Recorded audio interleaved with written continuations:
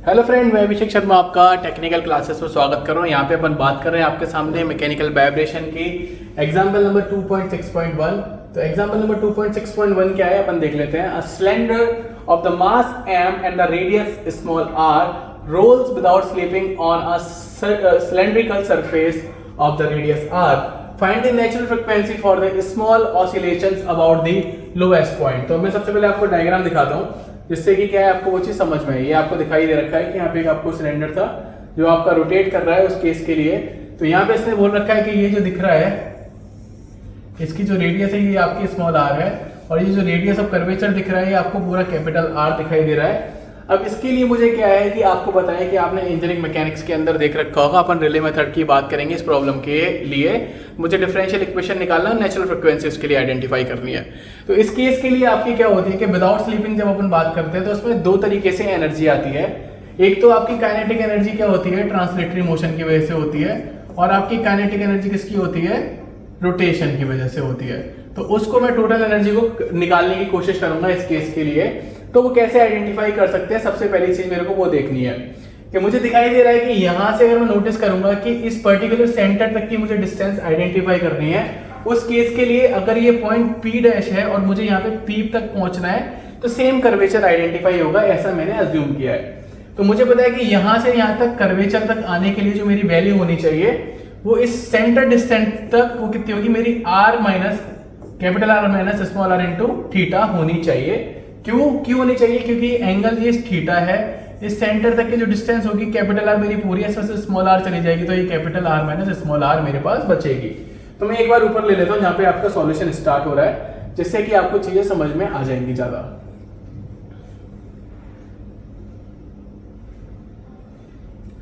तो आप यहाँ पे नोटिस करेंगे मैंने बोला कि मुझे उस जो P डैश पॉइंट था इस जगह पे उसको रोल करने से जो इसकी सेंटर डिस्टेंस है यहाँ पे आइडेंटिफाई कर रहा था कि P पॉइंट तक पहुंचने के लिए सेम आर्क उसको आइडेंटिफाई होगा इसके रेडियस ऑफ कर्वेचर से, कि ये जो वैल्यू आपकी capital R minus small r हो जाएगी यहाँ सेंटर तक निकालने के लिए।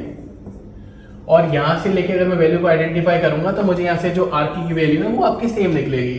तो मैंने वही बोला कि when the rolling cylinder is in the lowest position at the point P dash coincide with the P, यानी कि जो P डैश है आपका कोइंसाइड होता है P के साथ, तो जो आर्क की वैल्यू होगी, जो आर्क की वैल्यू थी CP डैश इज इक्वल हो जाएगी आपकी R की वैल्यू ऑफ द CP, यानी कि यहाँ से जो एंगल बन रहा था, यहाँ जो एंगल था वो फाई था और यहाँ जो एंगल बन रहा है इसकी वजह से वो ये वाला एंगल है ये।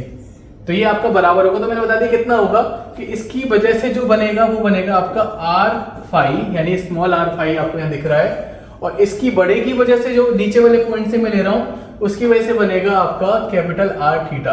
तो मैं लिख सकता हूँ इसको R phi is equal capital R theta. Equation number 1 इसको अपन आगे यूज करेंगे क्योंकि जरूरत पड़ेगी। अपन बोलते हैं ट्रांसलेशन वेलोसिटी के लिए, क्योंकि जो उसकी वेलोसिटी होगी उसके सेंटर से आइडेंटिफाई होगी। अपन ने आई सेंटर भी पढ़ रखा है, तो इस सेंटर से आइडेंटिफाई करूंगा तो जो मेरे पास वैल्यू निकल के आएगी वो कितनी होगी आपकी, कि इस तक डिस्टेंस है वो मेरी capital R minus small r है, साथ के साथ इसका जो डिस्प्लेसमेंट है नोटिस करिए वो थीटा है, और पर यूनिट टाइम के लिए t लगाऊंगा तो इसको मैं लिख सकता हूँ capital R minus small r theta dash. तो इसने थीटा डैश यहाँ लगा रखा है। अब ये बात आ गई मेरी ट्रांसलेशन वेलोसिटी के लिए। अब मैं रोटेशनल वेलोसिटी की बात करूंगा तो यहाँ पे कितना डिफरेंस हो रहा है उस रोटेशनल वेलोसिटी के अंदर। यहाँ आपका एंगुलर डिस्प्लेसमेंट है फाई और यहाँ एंगुलर डिस्प्लेसमेंट है थीटा, तो दोनों के बीच में जो एंगुलर वेलोसिटी का डिस्प्लेसमेंट होगा वो आपका हो जाएगा फाई डैश माइनस के थीटा डैश। तो ये आपने यहाँ से दो चीजें आइडेंटिफाई कर ली। मैं इसको रफ कर रहा हूँ। अब आपका डेरिवेशन स्मूथली चलेगा क्योंकि मुझे बताया कि काइनेटिक एनर्जी मुझे निकालनी है ट्रांसलेशन के लिए और यहाँ पे निकालनी है मुझे रोटेशन के लिए। तो मैं यहाँ पे सबसे पहले वैल्यू रखता हूँ कि मुझे पता है सबसे पहले मैं ट्रांसलेशन के लिए आइडेंटिफाई कर रहा हूँ, तो वो हो जाएगा मेरा हाफ, इसकी वैल्यू दे रखी है मुझे कैपिटल M, और वैल्यू है मेरे पास वेलोसिटी की capital R minus small r theta dash का स्क्वायर। तो आप यहाँ देखेंगे आपको ये वाला पार्ट आपको यहाँ मिल जाएगा। Kinetic energy for the rotation की मैं बात करूंगा तो मुझे दे रखा है उसने 1.5 आई नॉट बोलते हैं, यहाँ पे इसने J नॉट लिख रखा है, कोई इशू नहीं है, कि J नॉट ब्रैकेट के अंदर फाई डैश माइनस के थीटा डैश का स्क्वायर। तो ये वाला आपको यहाँ पे मिल गया। अब बात करते हैं अपन का जो ये दिखाई दे रखी है, ये तो मेरी आपकी निकल के आ गई काइनेटिक एनर्जी इस केस के लिए। अब पोटेंशियल एनर्जी कितनी होगी वो मुझे कंसीडर करना है। तो कुछ भी नहीं है, सिंपल तरीके से है, आप इसका मल्टीप्लाई करिए, अभी आपको समझ में आ जाएगा। जो आपकी पर्टिकुलर डिस्टेंस थी, जो कर्वेचर था, यहाँ आपका रोलर था, यहाँ तक जो डिस्टेंस आ रही थी कैपिटल आर माइनस की स्मॉल आर आ रही थी, यहाँ से एंगल बन रहा था थीटा। तो मुझे क्या करना है, इसका वेट इस जगह से आइडेंटिफाई करना है और डिस्प्लेसमेंट आइडेंटिफाई करना है। तो मैंने यहाँ पे देख रखा है कि इसके दो कंपोनेंट बनेंगे, एक कंपोनेंट ये होगा, this is the component is the theta वाला कंपोनेंट। तो मुझे इनिशियल पोजीशन से फाइनल पोजीशन तक का कंपोनेंट आइडेंटिफाई करना है। तो आप इसका मल्टीप्लाई करिए तो आपको आएगा M G capital R minus small R minus के M G capital R minus small R cos theta. तो आप यहाँ पे नोटिस करेंगे कि ये जो कंपोनेंट है आपका इस डायरेक्शन में यहाँ पे आएगा M G capital R minus small R cos theta, और जो बेस पॉइंट पे है वो आपका कितना है, M G capital R minus small R into जो आपकी वैल्यू है वो आपने लगा रखी है।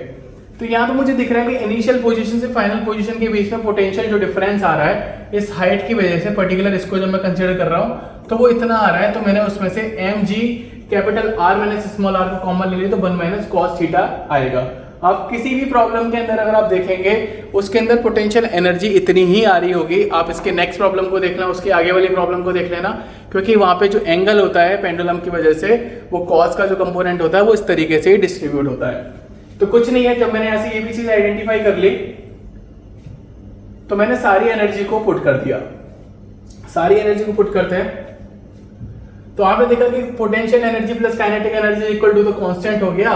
तो यहाँ मैंने वैल्यू लगा दी आपकी काइनेटिक एनर्जी की, पहले ट्रांसलेशन वाली, फिर आपकी kinetic energy for the rotation वाली, और फिर यहाँ पे मैंने पोटेंशियल एनर्जी लगा दी और इक्विवेलेंट टू द कांस्टेंट कर दिया। कुछ जरूरत नहीं है इसके बाद, अब सिंपल से इसको मुझे सॉल्व करना है, जो सॉल्व करने के लिए थोड़ा सा मेहनत करना पड़ेगा। तो आ जाते हैं थोड़ा नीचे, डायरेक्ट अपना क्वेश्चन खत्म हो जाएगा। तो इसके लिए सबसे पहले जो आप कंडीशन देख रहे हो, ये इस वाली चीज में मैंने कुछ भी चेंज नहीं किया, ये मैंने ऐसे की ऐसे रख रखी है, half M capital R minus small R, और यहाँ क्या था आपका थीटा डैश का स्क्वायर। तो ये यहाँ पे मैंने लिख रखा है सिंपल तरीके से। इसके बाद अगर आप देखेंगे वो मेरे पास आ रहा है जो कंपोनेंट था, उसने यहाँ पे लिखा है कि क्योंकि मुझे जो कंपोनेंट दे रखा था उसका जो आई नॉट की वैल्यू थी वो एम आर स्क्वायर बाई 2 है, क्योंकि उसके लिए मास मोमेंट ऑफ इनर्शिया है रोलर के लिए। तो मैं यहाँ पे वैल्यू पुट कर रहा हूँ उसके लिए, हाफ जो की वैल्यू थी आपकी, उसकी वैल्यू मैंने लगाई एम स्मॉल आर बाई 2, ये आपकी आई नॉट की वैल्यू है। उसके बाद ब्रैकेट के अंदर थी 5 डैश थीटा डैश का स्क्वायर। आगे वाली वैल्यू को मैं भी नहीं लिख रहा हूँ क्योंकि वो सेम ही है, क्योंकि मुझे पहले इसको सॉल्व करके ये वाली वैल्यू लेके आनी है, क्योंकि ये टिपिकल हो जाएगा नहीं तो आपको समझने के लिए। तो मैंने ये लिखी रखा है half M capital R minus small R theta dash का स्क्वायर प्लस के। इस केस के अंदर मैंने क्या किया, क्योंकि मेरे पास एक इक्वेशन थी, वो क्या इक्वेशन थी, सिंपल तरीके से आपको याद होगा, R theta dash is equal small R phi dash. अब बोलेंगे सर इक्वेशन तो ये नहीं थी, इक्वेशन तो ये थी, आपने बताया था। तो अगर मैं इसको डेरिवेट कर देता हूं विद रेस्पेक्ट टू टाइम, तो ये जो मेरा डिस्प्लेसमेंट है वो मेरी वेलोसिटी में चेंज हो जाएगा, एंगुलर वेलोसिटी में।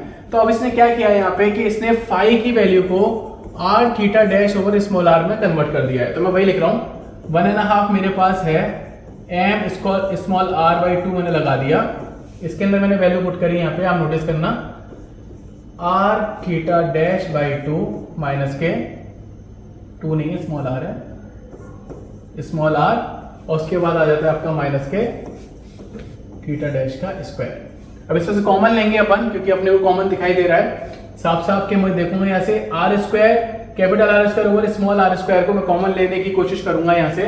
तो आप देखेंगे इस स्मॉल आर स्क्वायर से ये स्मॉल आर स्क्वायर कटेगा, और आपके पास जो वैल्यू बचेगी वो कंपोनेंट देखेंगे यहाँ पे 1 माइनस समथिंग कुछ वैल्यू आएगी। तो वो यहाँ पे लिख भी रखा है उसने कि आप समझ जाएंगे आराम से। तो देखिए मैं यहाँ पे लिख रहा हूँ इसको, प्लस में पोटेंशियल एनर्जी साथ साथ चल रही है, 1/2 M capital R minus small R theta dash का होल स्क्वायर प्लस के 1/2 ये मेरा एम आर स्क्वायर बाई 2, ये पहले से बाहर है, यहां से मैंने इसमें, तो यहाँ आपका बचेगा कैपिटल आर स्क्वायर माइनस के स्मॉल आर स्क्वायर और थीटा डैश प्लस की पोटेंशियल एनर्जी। तो यहाँ से ये स्मॉल आर स्क्वायर से स्मॉल आर स्क्वायर आपका कट जाएगा, और आपके पास जो वैल्यू बचेगी वो 1/2 है, और 1/2 आपके अंदर शो कर रहे हैं। वो कहाँ पे शो कर रहा है, एक 1/2 हाफ एम, तो ये आ गया 1/2 हाफ एम, तो ये आपका निकल के आ गया। साथ के साथ उसने दूसरी वैल्यू है आर माइनस आर के होल स्क्वायर में कर रखी है, ये बाहर है, स्क्वायर बाहर लगा हुआ है, तो यहाँ पे वैल्यू निकल के आ गई आपके पास। तो मैं लिख देता हूं 1/2 M R minus R theta dash का स्क्वायर, ये हो गया आपकी ट्रांसलेशन की वजह से 1/2 एम आर स्क्वायर अब कट चुका है, आपके पास जो वैल्यू बच रही है आर माइनस आर बाई 2 का अगर स्क्वायर लगाऊंगा तो वो नहीं लगाना है मेरे को, इस ब्रैकेट को मैं नीचे से लूंगा, ये इसका स्क्वायर ओवर 2 इसका अलग है इनटू थीटा डैश प्लस के पोटेंशियल एनर्जी इज इक्वल 0। तो आप देख रहे हैं तो आपके पास ये इक्वेशन ये निकल के आ गई, इसमें सॉल्यूशन यहाँ पर डायरेक्ट लिखा था, ये और ये वैल्यू प्लस दिस वैल्यू आपके पास निकल के आ चुकी है। अब आप नोटिस करेंगे कि यहाँ पे जो कंपोनेंट है वो आप देखेंगे वो सेम है, ये आपको दिख रहा है फुल कंपोनेंट और ये इस कंपोनेंट का आपको आधा कंपोनेंट यहाँ पे दिखाई दे रहा है। तो जब मैंने इसको सॉल्व किया एलसीएम लेके, क्योंकि यहाँ पे 1/4 हो रहा है या 1/2 हो रहा है, तो मेरे पास वैल्यू निकल के आई 3/4 capital R minus small R का, स्मॉल आर ब्रैकेट के बाद थीटा डैश का स्क्वायर ओवर जी। और जब मैंने इसको कॉमन लिया इस वैल्यू के अंदर से, तो मेरे पास यहाँ पे जो वैल्यू बच रही है वो साफ साफ बच रही है मेरी 1 cos थीटा, यहाँ पे जो आपके पास वैल्यू निकल के आ रही है। तो आप सोच रहे होंगे सर यहाँ तो स्क्वायर चल रहा है और यहाँ पे आपका एक स्क्वायर नहीं है, तो मैंने इसमें से जो r माइनस आर का कंपोनेंट है उसको लिया और कांस्टेंट में डिवाइड दे दिया, क्योंकि वो नोन वैल्यू है कि कितना कर्वेचर है और कितना क्या है, तो वो आपका कांस्टेंट में चला गया, तो वो कांस्टेंट वैल्यू निकल के आई। तो मेरे पास फाइनल इक्वेशन ये आ गई है, मेरे को इसको आगे डेरिवेट करना है क्योंकि उसी के आगे आपकी वैल्यू निकलेगी। तो सिंपल है, आप देखेंगे यहाँ पे ध्यान से कि यहाँ पे एक कंपोनेंट है आपका थीटा का और यहाँ पे भी एक कंपोनेंट है थीटा का, तो मैं डायरेक्ट मल्टीप्लाई करके इसको निकाल लेता हूँ। जैसे कि आप देखेंगे पहले वाले पार्ट का मैंने डेरिवेट किया, तो इसके लिए ये वाली चीज कांस्टेंट हो गई, तो ये बाहर दिख रही है आपको, ये आप देख रहे हैं बाहर। थीटा डैश स्क्वायर का मैंने किया 2 theta dash and theta double dash हो गया, खत्म हो गया। 1 का 0 निकल के आ गया, माइनस कॉस थीटा का साइन थीटा हो गया, और एक और बार करेंगे तो थीटा डैश आ जाएगा। अब यहाँ से थीटा डैश गायब हो गया आपका, तो आपके पास जो वैल्यू बची सिंपल तरीके से वो क्या बच रही है, सिर्फ और सिर्फ ये वाला कंपोनेंट बच रहा है, वो बच रहा है आपके पास 3/4 आर माइनस आर ओवर जी। 2 है, मैं बाद में उसको हटा दूंगा, या थीटा डबल डैश हो गया प्लस के साइन थीटा और थीटा डैश हट गया यहाँ से, तो आपके थीटा ही बचा। तो यहाँ पे आपको ये वैल्यू दिख रही है 0।